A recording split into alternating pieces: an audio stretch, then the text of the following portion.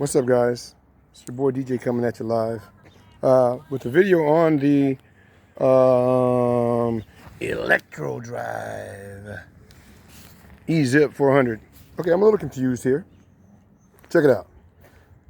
This scooter comes stock with a 55 tooth sprocket, okay?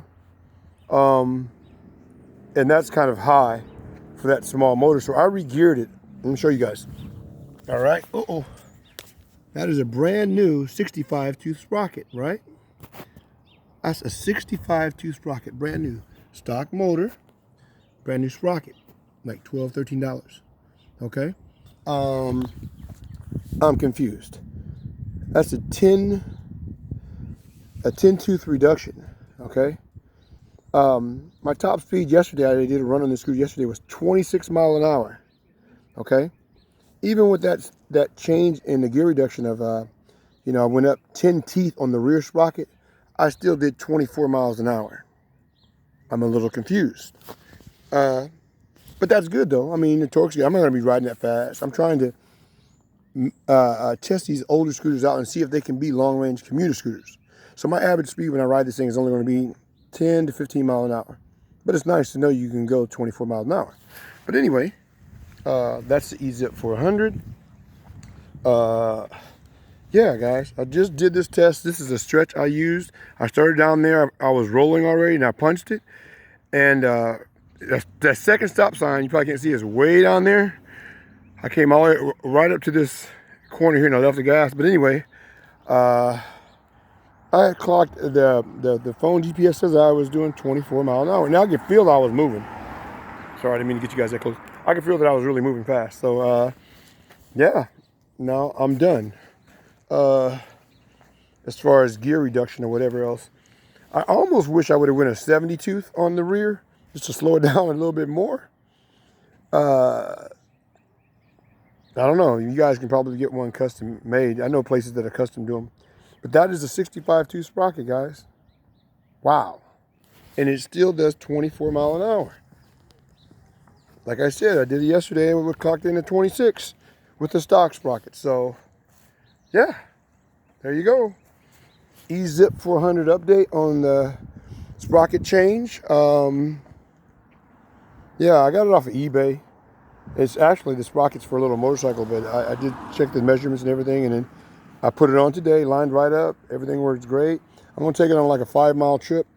No. Like a 3-mile trip. Then I'm going to check the motor temps when I get back, because I have to go to work at 6:30. So it's about 5:25 right now. Do a little cruise on it, have some fun on it, and give you guys another video reporting the temperature of the motor. Because yesterday I did a run on it and the motor temps were 178, 180. I'm hoping that this gear reduction, and then again, it's cool outside too, so it doesn't really count, because I need to get some 80, 90 degree temperatures.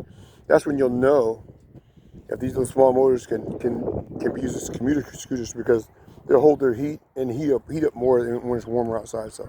All right, guys, I just wanted to make this quick video, let you know that the Ezip 400 topped out at a whopping 24 miles an hour, even with a 10 tooth gear reduction on the rear sprocket. 65 tooth on the sprocket on the rear. The sucker still does 24 miles an hour.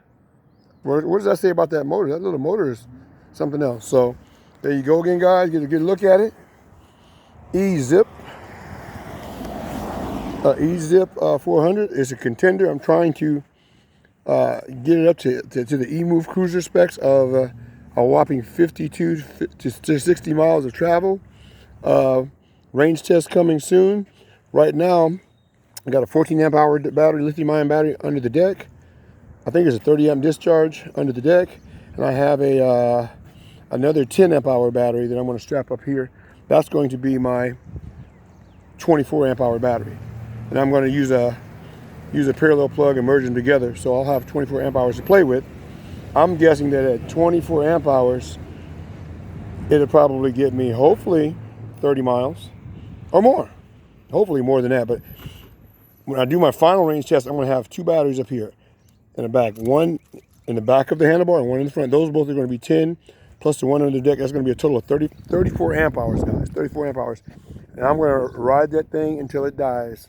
I don't have the batteries right now, but I don't have the money for it.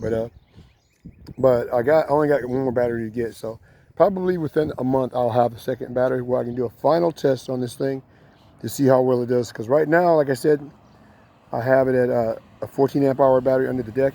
I already have a 10, so that would be 24. But the ultimate range test for this thing that I'm going to do, I'm going to use a 34 amp hour battery. I'm going to use a parallel plug and combine them together. Okay, that's it. The video is long enough. Later.